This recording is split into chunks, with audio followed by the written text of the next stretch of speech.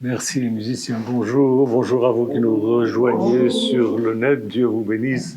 J'espère que vous allez tous bien. Ici, il fait un peu grisaille, mais il fait pas froid, ça va, on est bien.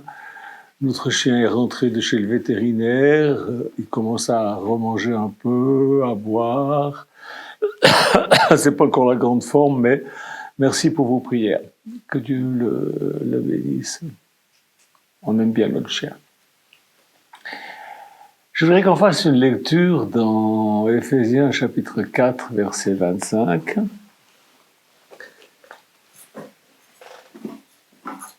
Voyons d'abord au verset 17. Voici donc ce que je dis et ce que j'affirme dans le Seigneur, c'est Paul qui parle, vous ne devez plus vous conduire comme les non-croyants qui se laissent guider par la sottise de leurs pensées. Ils ont l'intelligence obscurcie, ils sont étrangers à la vie de Dieu à cause de l'ignorance qui est en eux, à cause de l'endurcissement de leur cœur.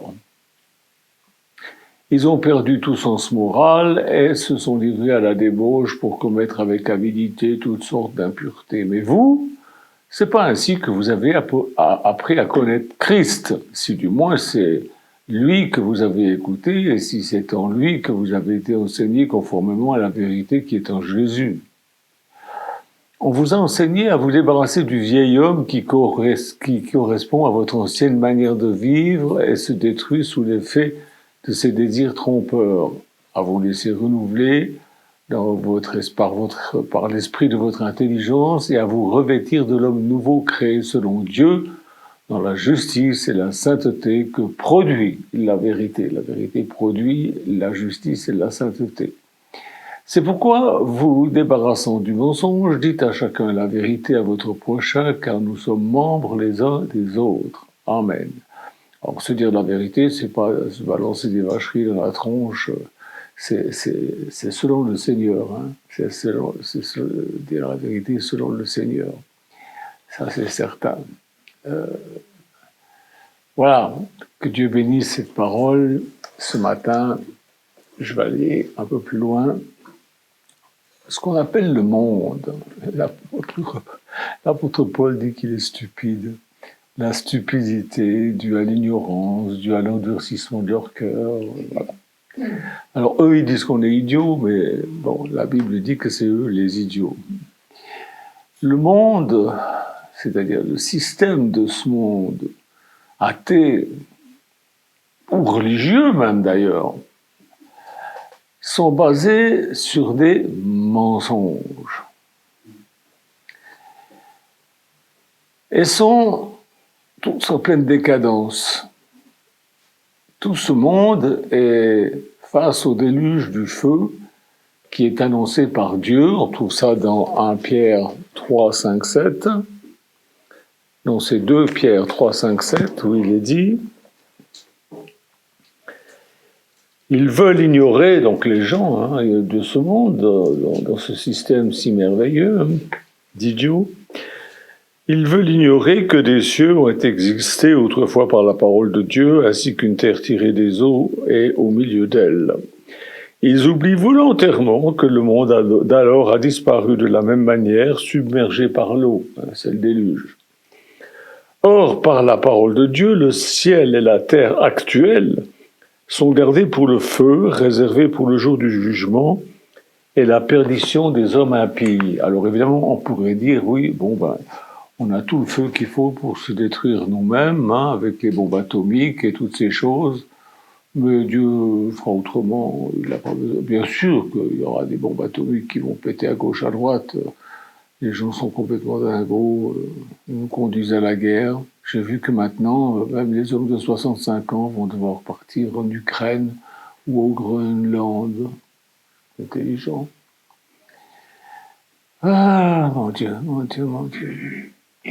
Ce monde impie se trouve devant son inévitable destruction. Ça, c'est sûr. Au temps de Noé, Dieu a fait construire une arche pour sauver ce qui pouvait l'être. Pas grand monde qui a écouté Noé, qui était un prédicateur de justice. Ils sont tous bien moqués de lui. Et un jour, c'est Dieu qui a fermé la porte. C'est pas Noé, hein. C'est Dieu. Et il fera la même chose dans ces 4 matins-là. Ce qui peut être sauvé de la destruction est construit par et pour ceux qui ont de l'huile de vérité dans leur lampe. Vous connaissez tous la parabole des vierges sages et des vierges folles. Les vierges sages et folles étaient toutes des braves chrétiennes, des braves chrétiens. Mais il y en a qui étaient sages, et puis il y en a qui étaient folles d'âme, c'est-à-dire les folles, c'est celles qui n'avaient pas d'huile dans leur lampe, elles n'avaient pas pris de réserve, elles étaient insouciantes, elles étaient « Oh, bah oui, mais depuis le temps qu'on nous dit que Jésus revient, c'est pas encore là, et puis bon, bah... » Moi, de toute façon, ma dénomination religieuse, elle dit que... Enfin, bon... Alors oui, la victoire finale est d'avance gagnée par l'esprit de vérité. Rien ni personne n'est ou ne peut être au-dessus de la vérité. La parole de vérité sépare les brebis d'avec les boucs. Vous lirez ça dans Matthieu chapitre 25, 31 et 46. C'est le doux Jésus, n'est-ce pas, qui... Les boucs, allez, au feu, ils aiment bon. Et chacun doit avoir des yeux pour reconnaître la vérité, un cœur pour reconnaître la vérité et marcher dans le Saint-Esprit de vérité pour agir en conséquence. Rien ni personne n'est digne d'une confiance absolue, aveugle. Personne. Seul Jésus est digne de confiance, d'une confiance inconditionnelle. Alors que reste-t-il dans la balance au jour de notre mort, au jour de votre mort? Qu'est-ce qui va rester? Au moment de notre mort, il y aura un trait tiré en dessous de l'addition de notre vie, et à ce moment-là, ce sera le moment de la vision de la réalité.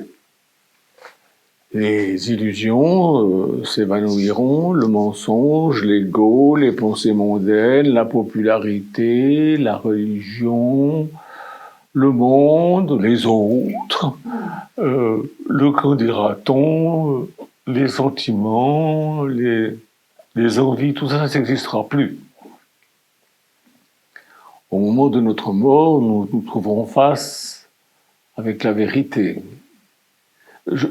Quand je dis nous, les véritables chrétiens passeront dans un jugement, non pas pour être sauvés ou perdus, on est déjà sauvés, et on passera pour les récompenses ou les non-récompenses, mais on sera pas, les chrétiens ne passeront pas par le même jugement. C'est ce que la Bible dit, hein. Et qu'est-ce qui tiendra debout de tout ce que nous avons bâti sur le sable mouvant de notre popularité, de notre plaisir, de notre bien-être, de notre égoïsme, de notre orgueil, ça me plaît, ça non, ça me plaît pas, ça c'est une doctrine pour autrefois, c'est plus pour aujourd'hui, ou j'ai ma propre conception de la vérité, poil au nez. Moi, j'ai mon livre saint. Voilà. J'ai la vérité qui m'est enseignée dans ma dénomination religieuse, dans mon église. Voilà, donc la vérité qui est enseignée par quelqu'un qui est peut-être dans l'erreur. Hein. Là, il n'y aura pas de bouton pause, ni de retour en arrière. Je parle pour ceux qui se croient de bons chrétiens, qui sont des vierges folles.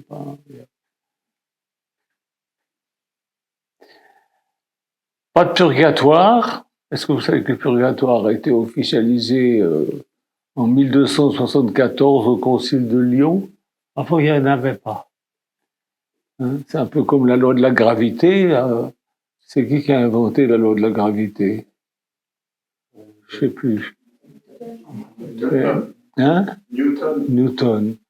Mais avant qu'il invente la loi de la gravité, tout le monde, il y avait personne qui était grave. Tout le monde était. Ben avant le purgatoire, il n'y en avait pas. Mais il y en a un qui a inventé ça. C'était intelligent. Hein. Pas de réincarnation, comme l'enseigne Saint Prophète Richelieu. Dire qu'il était 30 ans dans ma communauté, il en est au point de croire à la réincarnation maintenant. C'est incroyable. Trop tard, loupé, but manqué, une vie de vanité, une vie pour rien, une vie perdue, une vie manquée. Dans Matthieu 17, 19, il est dit « Tout arbre qui ne porte pas de bons fruits sera coupé et jeté au feu ». C'est le doux Jésus qui dit cela dans Matthieu 7, verset 19. Tout arbre qui ne porte pas de bons fruits sera jeté au feu. Alors la question se pose à vous aujourd'hui, à vous qui êtes vivants, qui êtes sur la terre et qui m'écoutez là en ce moment, où se trouve un roc pour poser les fondations inébranlables et infaillibles pour votre vie, où mettre notre passion, notre plus grand amour, notre adoration, où investir votre vie, dans quoi engager le plus fort de votre vie. Est-ce qu'il y a une vie accessible, une vérité accessible quelque part? Y a-t-il une vraie vie possible qui ne décevra jamais? Est-ce que ça existe? Qui soit indestructible même après la mort? D'où vient-on? Il y en a qui disent l'homme descend du singe. Alors pour certains, je crois, oui. Pour certains, oui. Je crois qu'il y en a certains qui descendent du singe. D'autres disent on descend des amibes. Où va-t-on? Dans quelle étagère? Des questions. À quoi sert-on? Pourquoi est-ce que je suis sur la terre? Où trouver un modèle de vie véritable? La vérité est-elle unique ou est-ce qu'il y a plusieurs vérités? La vérité, c'est une personne. Jésus a dit, je suis la vérité. Tu veux pas le croire? Ben, crois au mensonge, puis c'est tout, on n'en parle plus, c'est bon.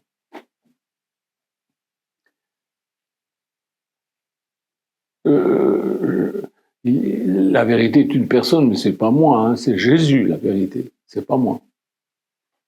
Ça veut pas dire que je suis le mensonge, mais je suis dans le verbe suivre, je suis la vérité. Je marche avec sa vérité. J'ai rencontré la personne, la vérité, Jésus. Jésus est l'esprit de la vérité. En dehors de lui, il n'y a que mensonge, erreur, déception, vanité, souffrance, mort et remords. Parce qu'une fois que vous êtes mort, c'est pas fini. Il y a un temps d'attente, du jugement, et puis après, ceux qui sont des boucs, qui sont remords. Ça s'appelle la seconde mort. C'est ce que la Bible appelle la seconde mort, destruction. Alors, le mensonge est aussi une personne. La Bible l'appelle le père du mensonge. Et c'est lui qui tient le système de ce monde corrompu. Et il rigole. Mais il n'en a plus pour longtemps. C'est cet esprit de mensonge qui nous a été inculqué dès notre naissance. Et il nous a instruits, nous a moulés, embrigadés dans cet engrenage infernal de fausses vérités, de fausses pensées, de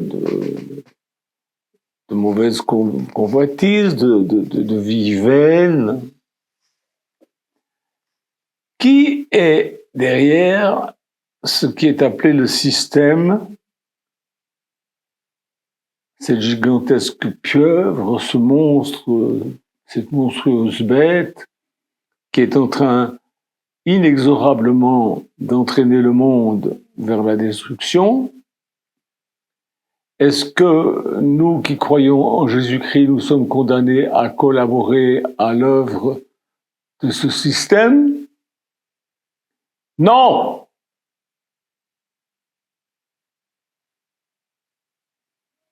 Car ce personnage hideux, malfaisant et mystérieux, le père du mensonge, nous empêche d'être des vrais hommes et des vraies femmes. Jésus était Dieu sur cette terre, Dieu fait homme, et il a montré ce que c'est qu'un véritable être humain. Il est notre modèle.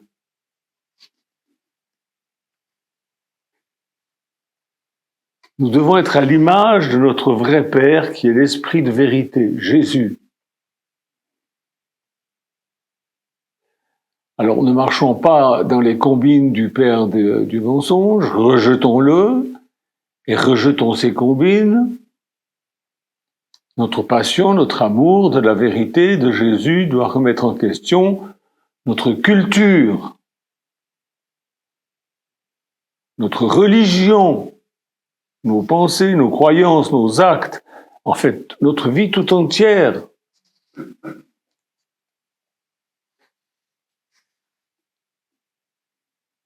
Vous, les croyants, la vérité, la Bible dit que la vérité vous habite, l'esprit de vérité, Jésus est en vous. Alors, ce qu'il veut, c'est que vous le laissiez se développer, laissez-le vivre, laissez-le agir au travers de vous. Mais beaucoup de chrétiens font obstruction parce qu'ils sont encore pris par le père du mensonge, ils croient des âneries.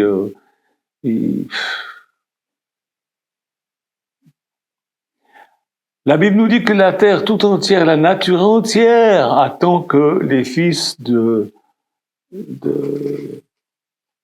Dieu se manifestent enfin pour la délivrer de l'esprit du système, du tyran actuel qui règne dans ce monde. La nature tout entière. On lit ça dans Romains 8, 9. Romains 8, 19, pardon. Voilà ce qu'il dit.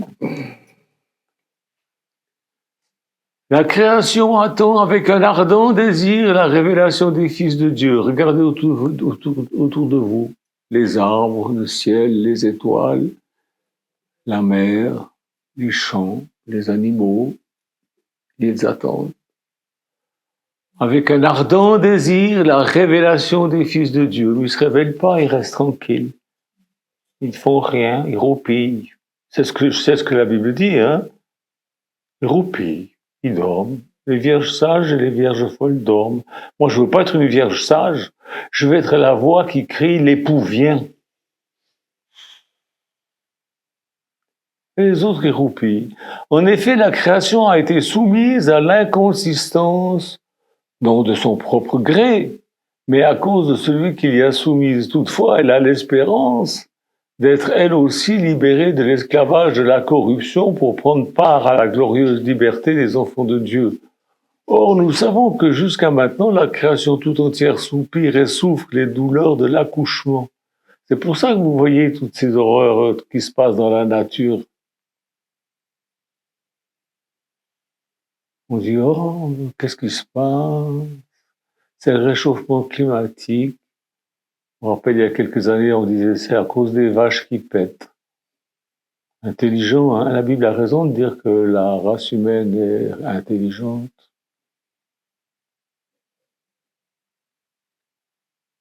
Et la nature n'est pas la seule qui soupire, mais nous aussi, qui avons pourtant dans l'esprit un avant-goût de cet avenir, nous soupirons en nous-mêmes en attendant l'adoption, la libération de notre corps. C'est ça que moi j'attends, c'est la libération de mon corps. C'est ce que la Bible appelle l'adoption. Notre corps n'a pas encore été racheté. C'est pour ça qu'on a des maladies, des machins, des trucs. Des tentations. Mais on soupire. Notre passion pour Jésus, l'Esprit de vérité, doit nous conduire consciemment, c'est-à-dire ça, on doit y penser, on doit de le faire consciemment, par amour, à le laisser vivre en nous, par nous.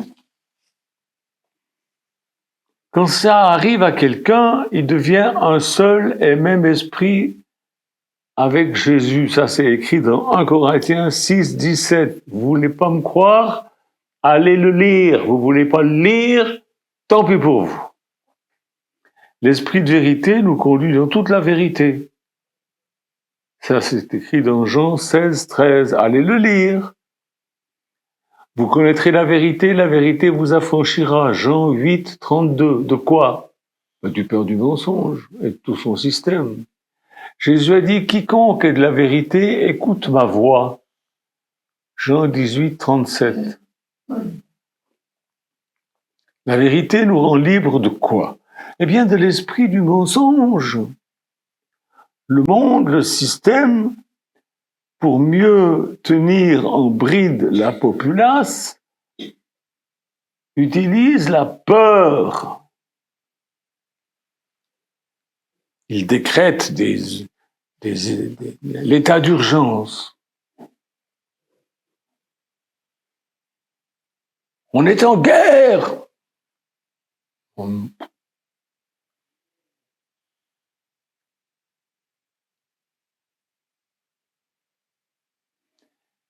Et qu'est-ce que ça produit? Eh bien, ça produit que les gens se déchaînent juste avant le naufrage. Commencent à s'affoler, à courir dans les coursives, partout. Ça ne sert pas à grand-chose. La populace du système roupille tranquillement, profondément anesthésiée par les puissances soporifiques, administrées par la boîte à fous, c'est-à-dire les médias, la télé, ces machins-là, et qui sont à la solde du gouvernement. Et ceux qui nous gouvernent sont au gouvernail du Titanic. Ils sont au gouvernail du Titanic. Et le niveau de conscience de la populace continue à mettre du charbon dans la chaudière du Titanic. Non, mais fais ce que je peux. Non, mais tu te trompes. Tu es avec le père du mensonge, puis tu mets du charbon dans la chaudière du Titanic pour aller plus vite dans l'iceberg. Pour gagner ma vie. La Bible dit, pour perdre ta vie. Alors, peuple chrétien, va sur tes genoux et prie Dieu. Prie Dieu.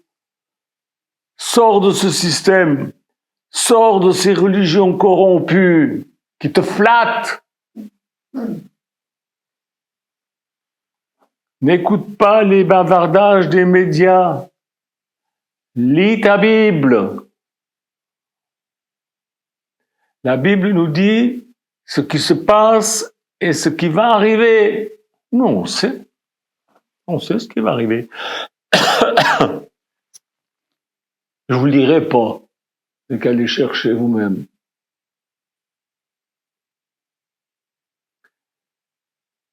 Si tu lis ta Bible, tu pourras prendre des forces pour passer les épreuves qui se préparent, il y en a déjà pas mal. Hein. Le peuple chrétien est le peuple le plus persécuté au monde. Par qui? Par des religieux. Ah, des intelligents, la religion, c'est bien. Bon, faut pas trop critiquer cette religion qui persécute les chrétiens, parce que les chrétiens, ils ont aussi pas mal persécuté les gens. Hein. Mes ancêtres, ils ont été massacrés par les catholiques à Grenoble. C'était des religieux qui ont fait ça, les catholiques. Ils ont persécuté mes ancêtres. Puis heureusement, il y en a qui étaient un peu plus futés que des autres. Ils ont vu la chose arriver, ils ont fichu le camp en Suisse. Et voilà pourquoi je suis là.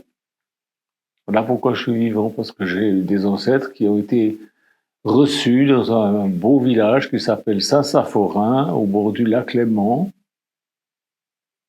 Les religions se valent toutes. redonnez du pouvoir à la religion, ils vous mettront sur le bûcher. Vous ne croyez pas? Ben vous verrez.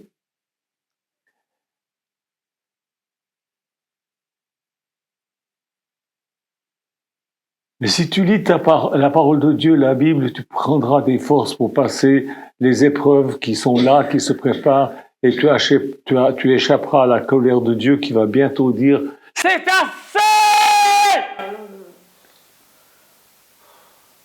Amen. Merci Seigneur Jésus de bénir cette parole. Que cela réveille mes frères et sœurs qu'ils arrêtent de croire le père du mensonge et qu'ils suivent l'esprit de vérité au nom de Jésus. Amen.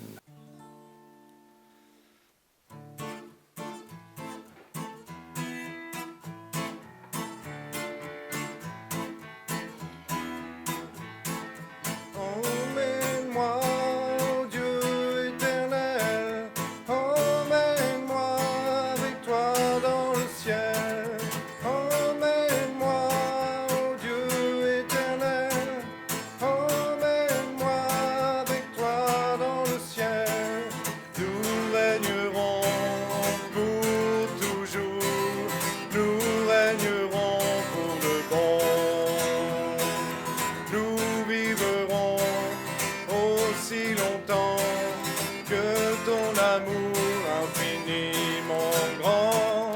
Emmène-moi, ô Dieu éternel, emmène-moi avec toi dans le ciel. Emmène-moi, ô Dieu éternel, emmène-moi avec toi dans le ciel.